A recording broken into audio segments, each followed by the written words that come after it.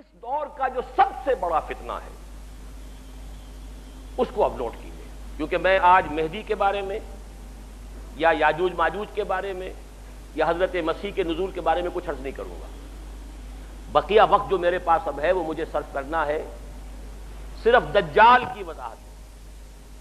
ان تمام ادوار میں دور الفتن، دور الملاحم، الملحمۃ العظمیٰ، ظہور مہدی، نزول عیسیٰ، یاجوج ماجوج، ان سب میں اس پورے عرصے میں عظیم ترین فتنہ جو ہے اس کا نام قرآن کی زبان میں دجال، حدیث کی زبان میں دجال ہے۔ چنانچہ پہلے تو حدیث سنیے، صحیح مسلم کی روایت ہے، عن عمران ابن حسین رضی اللہ تعالی عنہ قال سمعت رسول اللہ صلی اللہ علیہ وسلم یقول ما بین خلق آدم الى قیام القیامت الى قیام الساعۃ امر اکبر من الدجال، رواہ مسلم۔ حضرت عمران ابن حسین فرماتے ہیں رضی اللہ تعالی عنہ کہ حضور کو میں نے خود سنا یہ فرماتے ہوئے۔ جس حدیث میں یہ الفاظ آتے سمعت تو میں نے خود سنا، اس میں ایک اور زور پیدا ہو جاتا ہے، ورنہ یہ عن رسول اللہ ہے، اس میں ایک امکان ہوتا ہے کہ حضور سے کسی اور صحابی نے سنا ہو اور ان صحابی نے انہیں بتایا، اس کا ایک امکان پیدا ہو جاتا ہے نظری طور پر۔ لیکن جب راوی کہے، صحابی راوی، سمعت تو میں نے خود سنا، تو گویا کہ اس میں اور تاکید کا پہلو ہے۔ ما بین خلق آدم و قیام الساعہ، آدم کی تخلیق سے لے کر قیامت کے قائم ہونے تک، اب یہ قیامت میں اردو والی قیامت میں بول رہا ہوں، ساعت جس کو عربی میں ساعت کہیں گے قرآن مجید کی اصطلاح میں، ان دونوں کے مابین دجال کے فتنے سے بڑا فتنہ کوئی نہیں۔ دوسری حدیث سنیے، یہ ترمذی اور ابو داؤد میں ہے، جامع ترمذی، سنن ابی داؤد، عن ابی عبیدہ بن الجراح رضی اللہ تعالی عنہ، یہ جن کو امین هذه الامہ قرار دیا حضور نے، امیر الامت ابو عبیدہ بن الجراح رضی اللہ تعالی عنہ، قال سمعت رسول اللہ صلی اللہ علیہ وسلم یقول، وہ بھی فرماتے ہیں کہ میں نے سنا رسول اللہ صلی اللہ علیہ وسلم کو فرماتے ہوئے، انہ لم یکن نبی بعد نوح الا قد انذر الدجال قومہ وانی انذرکموہ۔ حضور نے فرمایا کہ نوح کے بعد کوئی نبی اللہ کا ایسا نہیں گزرا جس نے اپنی قوم کو، اپنی امت کو دجال کے فتنے سے خبردار نہ کیا ہو، تو اے مسلمانوں میں بھی تمہیں خبردار کر رہا ہوں۔ صرف ان دو حدیثوں پر اکتفا کر رہا ہوں، ورنہ اس باب میں آپ کو حدیثیں بہت سی ملیں گی، لیکن بہرحال یہ سمجھ لیجئے کہ دجال کا فتنہ جو ہے وہ احادیث نبویہ کی روح سے تاریخ انسانی کا از آدم تا آخر دم عظیم ترین فتنہ ہے۔ اب سب سے پہلے سمجھیے کہ دجل کہتے کسے، لفظی معنی کیا ہے دجال کے؟ اردو میں بھی یہ لفظ مستعمل ہے، دجل و فریب۔ دجل کہتے ہیں ملمہ سازی، کسی حقیقت پر کسی اور شے کا پردہ ڈال دینا تاکہ انسان دھوکہ کھا جائے۔ تانبے کے اوپر سونے کا پانی چڑھا دیا تاکہ آپ دھوکہ کھا جائیں کہ یہ سونا، یہ دجل ہے۔ اصل حقیقت کو چھپانے کے لیے کوئی فیبریکیشن، کوئی جھوٹ، کوئی افتراء، کوئی غلط بات اس کے اوپر ڈال دینا، اس کا پردہ، یہ دجل ہے۔ اب دیکھیے سب سے پہلے تو یہ لفظ آتا ہے احادیث میں جھوٹے نبیوں کے لیے۔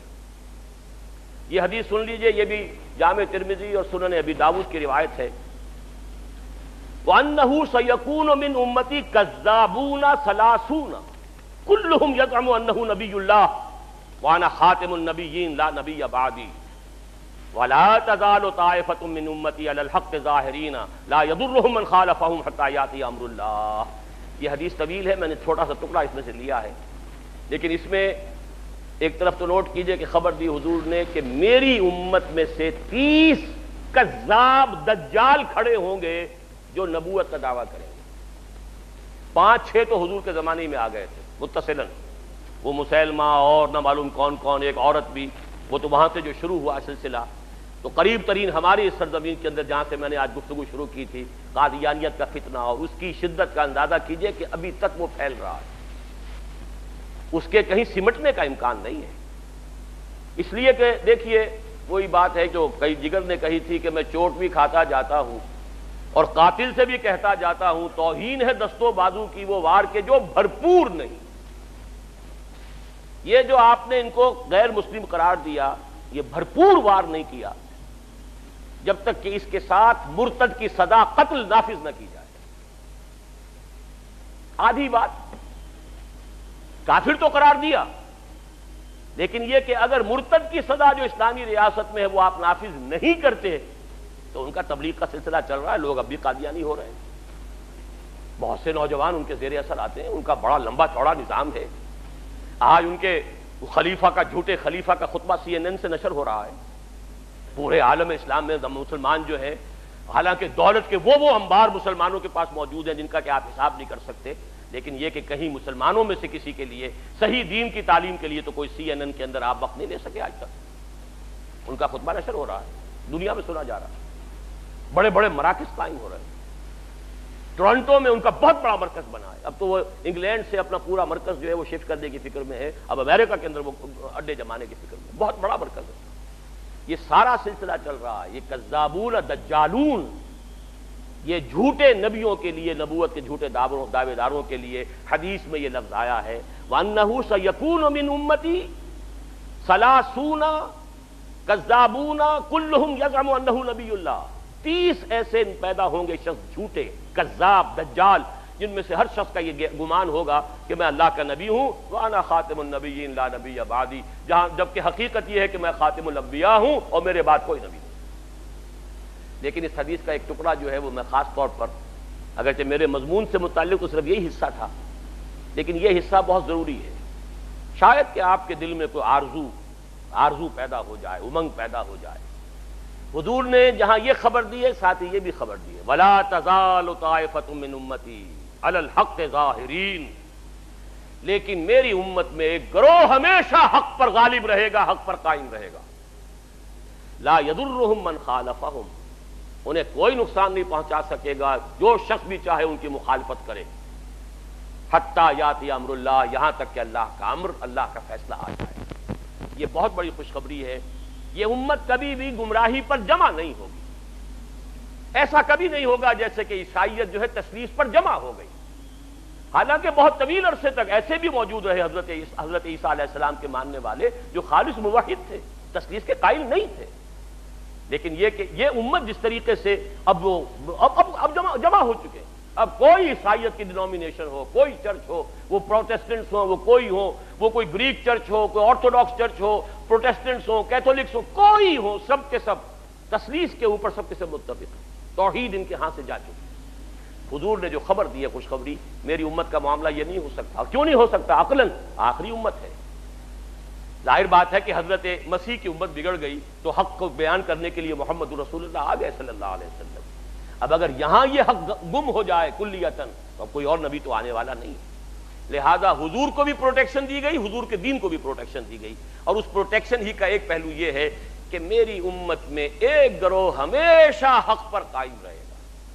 اللہم ربنا اجعلنا منہم، اللہ تعالی ہمیں توفیق دے کہ ہم ان میں سے ہوں، یہ آرزو تو کم سے کم دل کے اندر پیدا کیجئے، یہ امنگ تو پیدا ہو جائے۔ اگرچہ مجھے معلوم ہے کہ ماحول وہ ہے جس کے بارے میں اقبال نے کہا ہے کہ آرزو اول تو پیدا ہو نہیں سکتی کہیں، اور ہو جائے تو مر جاتی ہے یا رہتی ہے خام۔ ماحول غذا نہیں دیتا، آکسیجن ہی نہیں ہے، 2 پتیاں تو نکلی تھی بیج میں سے لیکن مرجھا گئیں، اس لیے کہ غذا نہیں فضا میں۔ امنگ اٹھتی ہے، جذبہ ابھرتا ہے، اس کی آبیاری کا سامان نہیں ہے، خارجی نہیں ہے، سارا داخلی سامان کرنا پڑے گا، اپنے اندر کا تیل جلانا ہوگا، باہر کا تیل نہیں ملے گا۔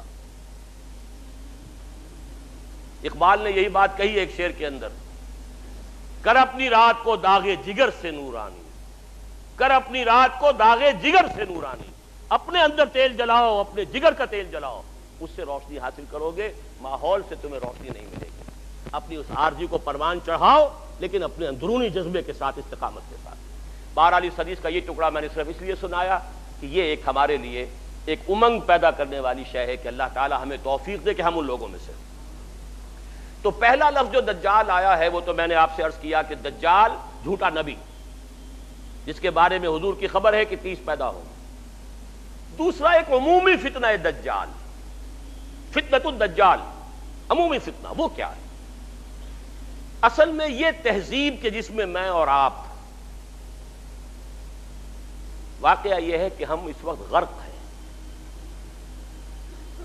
کسی کے سر کے اوپر تک پانی جا چکا ہے، وہ جا چکا، کوئی گردن تک اس کے اندر ہے، کوئی پیٹ تک ہے، کوئی گھٹنوں تک ہے، لیکن ہم میں سے کوئی اس تہذیب سے بچا ہوا نہیں۔ یہ عالمی تہذیب ہے، دجالی تہذیب، جو شروع ہوئی تھی مغرب سے تقریباً 400 سال قبل، رینائسنس، احیاء العلم۔ لیکن اس احیاء العلم کے نتیجہ کیا نکلا؟ مادی ترقی، ٹیکنالوجی، سائنس بڑھتی چلی گئی، اور اس درجے بڑھتی چلی گئی کہ عروج آدم خاکی سے انجم سہمے جاتے ہیں کہ یہ ٹوٹا ہوا تارا مہ کامل نہ بن جائے۔ چاند کو پاؤں تلے روند آیا انسان، اور ابھی نہ معلوم کہاں کہاں کمندے ڈال رہا ہے۔ لیکن دوسری طرف آسمانی وحی والی ہدایت سے اپنی آنکھ بند کر لی۔ نوٹ کر لیجئے اس بات کو اچھی طرح، سورہ بقرہ کا 4تھا رکوع جو ہے قرآن مجید کے فلسفے میں نہایت اہمیت کا حامل۔ اللہ نے انسان کو بنایا زمین کی خلافت کے لیے، وَإِذْ قَالَ رَبُّكَ لِلْمَلَائِكَةِ إِنِّي جَاعِلٌ فِي الْأَرْضِ خَلِيفَةً، خلافت عرضی کے لیے آدم کی تخلیق ہوئی۔ دو چیزیں دی گئیں آدم کو، ایک کا ذکر اس رکوع کے شروع میں ہے، ایک کا آخر میں ہے۔ شروع میں علم الاسماء دیا گیا، علم آدم الاسماء كلها ثم عرضهم على الملائكة فقال انبئوني باسماء هؤلاء ان كنتم صادقين۔ ایک علم تو آدم کو دے دیا گیا، علمہ دے دیا گیا، فعل ماضی ہے، ماضی مطلق ہے، دے دیا گیا۔ ایک علم کے بارے میں فرمایا وہ آتا رہے گا تمہارے پاس وقتاً فوقتاً، فَإِمَّا يَأْتِيَنَّكُم مِّنِّي هُدًى فَمَن تَبِعَ هُدَايَ فَلَا خَوْفٌ عَلَيْهِمْ وَلَا هُمْ يَحْزَنُونَ۔ سورہ بقرہ کے 4تھے رکوع کے آخری میں ہے نا، یہ علم تو دے دیا تمہیں۔ ایک علم ہے علم ہدایت، وہ وقفاً وقفے سے وقتاً فوقتاً آتا رہے۔ فَإِمَّا يَأْتِيَنَّكُم مِّنِّي هُدًى فَمَن تَبِعَ هُدَايَ، تو جو میری اس ہدایت کی پیروی کرے گا فَلَا خَوْفٌ عَلَيْهِمْ وَلَا هُمْ يَحْزَنُونَ وَالَّذِينَ كَفَرُوا وَكَذَّبُوا بِآيَاتِنَا أُولَٰئِكَ أَصْحَابُ النَّارِ هُمْ فِيهَا خَالِدُونَ۔ دو چیزیں دی تھی نا، علم اسماء جو آدم کو دے دیا گیا، وہی ہے جو آدم کی نسل کے اندر ایک تناور درخت بن کر یہ فزیکل سائنسز اور ٹیکنالوجی کی شکل اختیار کر چکا ہے۔ اس کو اچھی طرح سمجھ لیجئے بات کو۔ آم کی گٹھلی میں پورا آم ہوتا ہے کہ نہیں؟ آم کا درخت کہاں سے وجود میں آتا ہے؟ گٹھلی سے۔ باہر سے تو صرف پانی گیا تھا گٹھلی کے اندر، دو پتیاں کہاں سے نکلی؟ اس کی ابتدائی غذا بھی اس گٹھلی کے اندر موجود ہے۔ بعد میں پانی جو ہے وہ مختلف منرلز لے کر اندر جاتا رہا، اوپر سے جو ہے آکسیجن ملتی رہی۔ آم کا درخت پورا کا پورا گٹھلی میں تھا، لیکن آم کی گٹھلی کو آم کا درخت بننے میں کتنے سال لگتے ہیں؟ چلیے 10 سال لگے۔ آدم کو پورا علم دے دیا گیا، اس کی ایکسفولیشن، اس کا ظہور، اس کا بروز یہ ہوا ہے ان 10,000 سالوں کے اندر۔ وہ درخت اب تناور درخت بن گیا ہے، اصلها ثابت وفرعها فی السماء، اس کی شاخیں آسمان سے باتیں کر رہی ہیں۔ عروج آدم خاکی سے انجم سہمے جاتے ہیں کہ یہ ٹوٹا ہوا تارا مہ کامل نہ بن جائے۔ تسخیر کائنات جو انسان کر رہا ہے وہ خلیفہ کی حیثیت سے کر رہا ہے۔ اسی لیے فرمایا گیا اللہ تعالیٰ نے تمہارے لیے پوری زمین کو جو ہے اور جو کچھ اس کے اندر ہے، نہ صرف زمین بلکہ آسمان، ان سب کو اللہ تعالیٰ نے مسخر کر دیا انسان کے لیے۔ قرآن مجید میں 2 جگہ یہ مضمون آیا ہے۔ بہرحال ایک طرف یہ علم جو پھیلتا چلا گیا اور ابھی اور آگے جا رہا ہے اور آگے جائے گا۔ ابھی جینیٹک انجینئرنگ کا فن جو ہے اس وقت سب سے زیادہ یا تو کمپیوٹرز کے اوپر توجہ ہے اور یا جینیٹکس پر ہے، اور جینیٹک انجینئرنگ کے طریقے سے ایسی جس قسم کے آپ چاہیں گے مخلوق پیدا کرنے کے قابل ہو جائیں گے، جو صفات آپ چاہتے ہیں پیدا کر لیں۔ ایسے انسان پیدا کیے جا سکیں گے جن میں سرے سے رحم اور سرے سے رقت کا مادہ ہی نہ ہو.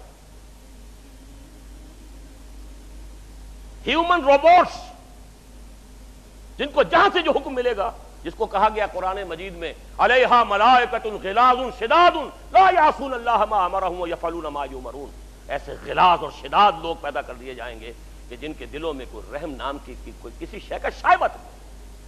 They can create. اب تو جینز کے ساتھ کھیلنے کا دور آ گیا. دیکھیے اب نوٹ کیجئے، یہ علم اگر بڑھتا چلا جاتا جیسا کہ بڑھتا چلا گیا، لیکن ساتھ ہی یہ علم جو آتا رہا اس کی پیروی جاری رہتی تو کوئی خرابی نہیں تھی. اللہ کا بندہ انسان رہتا، اللہ کے احکام پر کاربند رہتا، ان تمام علمی اکتشافات اور سائنسی ایجادات کو خیر کے لیے استعمال کرتا، بھلائی کے لیے استعمال کرتا. اگر تو یہ دونوں آنکھیں کھلی رہتی تو کوئی خرابی نہیں تھی. آج سے 400 سال پہلے انسان نے ایک آنکھ بند کر دی. مذہب سے کوئی سروکار نہیں، کوئی تعلق نہیں. ایک آنکھ بند، دوسری آنکھ چوپٹ. یہی یک چشمی تہذیب ہے، یہی دجالی تہذیب ہے، جو کانی تہذیب ہے جس کی ایک آنکھ ہے دو نہیں. یہ دجالی تہذیب جس نے کائنات ہی کو اصل شے قرار دیا ہے. خالق کو چھوڑو، یہ ہوگا کوئی پیدا کرنے والا ہے یا نہیں ہے، چھوڑو، دفع کرو. یہ دنیا تو ہے نا، اسے مسخر کرو. Concentrate your attention, focus your attention on this world. بھول جاؤ کوئی ہے یا نہیں ہے، کیا ہوگا کسی نے پیدا وہ جانے. ہے یا نہیں ہے اس بحث میں مت الجھو. روح کوئی ہے یا نہیں ہے، کوئی حقیقت ہے یا نہیں ہے، کیا پتا ہے کہ نہیں ہے، چھوڑو، دفع کرو. کس نے دیکھی؟ جسم تو ہے نا، جسم کی فکر کرو، جسم کو بناؤ، تیار کرو، کھلاؤ پلاؤ. اس کے تقاضے، اس کے لیے سارے ایک سے ایک وائٹامنز جو ہیں ایجاد کرتے چلے جاؤ اور تلاش کرتے چلے جاؤ، وہ سب کچھ کرو. روح کوئی شے ہے یا نہیں ہے؟ ہوگی، اگر ہے بھی تو ہماری بحث کی دلچسپی کی چیز نہیں. آخرت ہوگی بھائی، پتہ نہیں ہے کہ نہیں ہے، کس نے آ کے بتایا.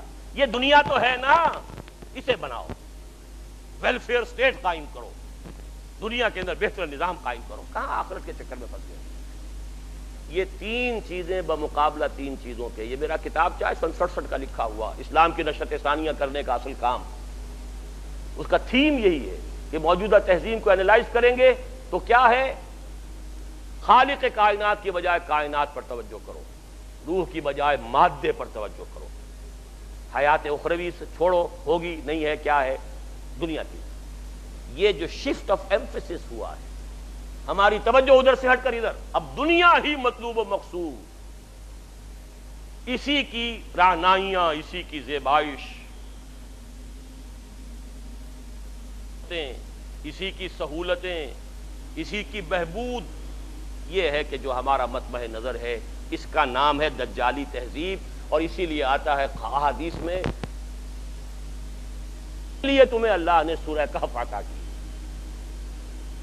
خاص طور پر اس کی ابتدائی اور آخری آیات. جو شخص، خاص طور پہ جمعے کا ذکر بھی آتا ہے، جو ہر جمعے کو سورہ کہف کی تلاوت کرے گا، اس کی ابتدائی آخری آیات کی تلاوت کرے گا، بناؤ اسے، اپنے ذہن اور فکر کا حصہ بناؤ اسے، تو پھر اس دجالی فتنے کے اثرات سے محفوظ رہ سکتے ہیں. وہ دجالی فتنہ کیا ہے؟ سورہ کہف کی 4 آیات کا حوالہ دے رہا ہوں. اِنَّا جَعَلْنَا مَا عَلَى الْأَرْضِ زِينَةً لَهَا لِنَبْلُوَهُمْ أَيُّهُمْ أَحْسَنُ عَمَلًا. ہم نے زمین پر جو کچھ ہے اسے اس کا سنگھار بنا دیا ہے، زیبائش، آرائش. آنکھیں چکا چوند ہو جاتی ہیں، نظر کو خیرہ کرتی ہے چمک تہذیب حاضر کی. یہ سنگائی مگر جھوٹے نگوں کی ریزہ کاری ہے. لیکن آدمی جو ہے اسی کا دل دادا. لِنَبْلُوَهُمْ أَيُّهُمْ أَحْسَنُ عَمَلًا. دیکھنا چاہتے ہیں اسی عروس ہزار داماد کے زلف کے گراگیر بن کر رہ جاتے ہو یا ہم سے محبت کرتے ہو. رخ روشن کے آگے شمع رکھ کر وہ یہ کہتے ہیں ادھر جاتا ہے دیکھیں یا ادھر پروانہ آتا ہے. یہی امتحان ہے. ہمیں چاہتے ہو یا دنیا کو چاہتے ہو. اِنَّا جَعَلْنَا مَا عَلَى الْأَرْضِ زِينَةً لَهَا لِنَبْلُوَهُمْ أَيُّهُمْ أَحْسَنُ عَمَلًا. ایک جگہ سورہ کہف میں حضور کو روکا گیا، حضور ان غرباء اور فقراء صحابہ سے اپنی نگاہیں ادھر ہٹا کر امیروں کی طرف توجہ زیادہ نہ کیجیے. ولا تعد عیناک عنہم ترید زینۃ الحیات الدنیا. اے نبی کہیں یہ گمان نہ ہو جائے لوگوں کو کہ آپ بھی حیات دنیاوی کی زینت ہی کو زیادہ اہمیت دے رہے ہیں. یہ مشکل مقامات میں سے قرآن مجید کے میں نے اس کی جو سب سے زیادہ قابل قبول جو ایک تعبیر ہو سکتی ہے وہ میں کر رہا ہوں کہ نبی کہیں ایسا نہ ہو کہ آپ کے اس طرز عمل سے لوگ یہ سمجھیں کہ محمد کی نگاہ میں بھی دولت ہی کی اہمیت ہے، تبھی تو دولت مندوں کی طرف توجہ زیادہ ہے. محمد کی نگاہ میں بھی شاید دنیاوی اقتدار جو ہے اسی کی اہمیت ہے، تبھی تو یہ جو قریش کے سردار آتے ہیں انہیں زیادہ وقت دیتے ہیں. ہم فقراء جاتے ہیں تو ہماری طرف توجہ نہیں فرماتے. وَلَا تَعْدُ عَيْنَاكَ عَنْهُمْ تُرِيدُ زِينَةَ الْحَيَاةِ وَاصْبِرْ نَفْسَكَ مَعَ الَّذِينَ يَدْعُونَ رَبَّهُمْ بِالْغَدَاةِ وَالْعَشِيِّ يُرِيدُونَ وَجْهَهُ. اے نبی اپنے ان ساتھیوں کی صحبت کے اندر آپ رکے رہیے، انہیں زیادہ وقت دیجیے جو صبح و شام اپنے رب کو پکارتے ہیں، اس کی رحمت کے امیدوار ہیں. وَلَا تَعْدُ عَيْنَاكَ عَنْهُمْ ان سے نگاہیں ہٹا کر ان دولت مندوں اور سرداروں کی طرف متوجہ نہ ہو. تُرِيدُ زِينَةَ الْحَيَاةِ الدُّنْيَا. تیسرے مرحلے پر آتا ہے المال والبنون زینۃ الحیات الدنیا والباقیات الصالحات خیر عند ربک ثوابا وخیر عقبا. یہ دنیا مال اور یہ مال و دولت دنیا، یہ رشتہ و پیوند بتان وہم و گما لا الہ الا اللہ، لیکن یہ کہ اسی کی زیبائش آرائش، اسی کی محبت، اسی کی سوچ دن رات فکر ہے تو انہی کی ہے. المال والبنون زینۃ الحیات الدنیا. اور آخری آیت جو آخری رکوع میں قل هل ننبئكم بالاخسرین اعمالا الذین ضل سعیهم فی الحیات الدنیا وهم یحسبون انهم یحسنون صنعا. سب سے زیادہ گھاٹے اور خسارے میں رہنے والے کون ہیں نبی ہم آپ کو بتائیں؟ اے نبی آپ ان سے کہیے کیا میں تمہیں بتاؤں سب سے زیادہ خسارے میں کون رہے؟ سوال کا جواب بھی خود ہی.